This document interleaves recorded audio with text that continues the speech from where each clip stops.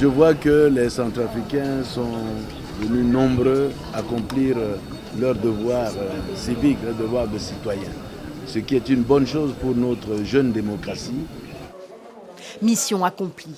Les Centrafricains lui ont donné les clés du pays pour un 3e mandat consécutif. Méthodiquement, l'ancien et discret professeur de mathématiques de l'université de Bangui a franchi les étapes. Il peut même désormais envisager, grâce à une modification constitutionnelle, une présidence à vie. C'est l'ex-président Bozizé qui l'appelle en 2008 à la primature. Il compte sur lui pour apaiser la profonde crise sociale qui secoue alors le pays.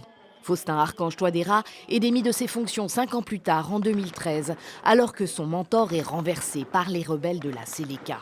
La RCA sombre dans la guerre civile. Lui s'exile en France. La France qui, dans le cadre de l'opération Sangaris, envoie des soldats dans le pays en appui aux troupes onusiennes. 3 ans plus tard, à la faveur d'une transition politique, Faustin Archange Touadéra est de retour chez lui et surprend en se qualifiant pour le second tour de la présidentielle. Nous allons améliorer le climat des affaires pour permettre justement à des investisseurs de venir ou à nos compatriotes qui veulent investir de développer ce secteur-là. C'est le secteur privé.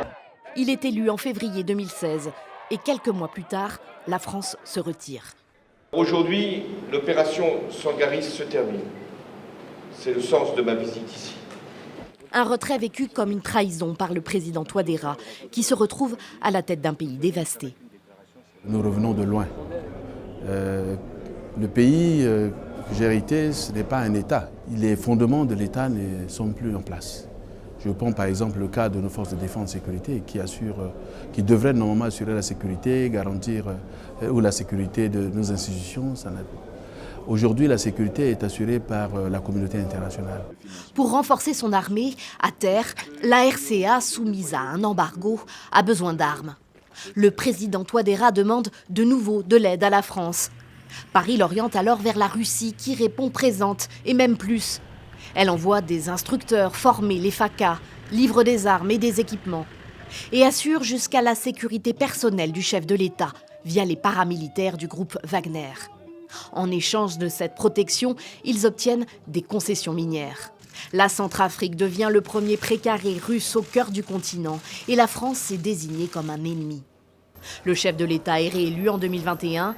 Les libertés civiles sont en recul, la presse muselée. Faustin Archange Touadéra a été élu pour ce 3e mandat après avoir essentiellement fait campagne sur l'argument de la stabilité retrouvée.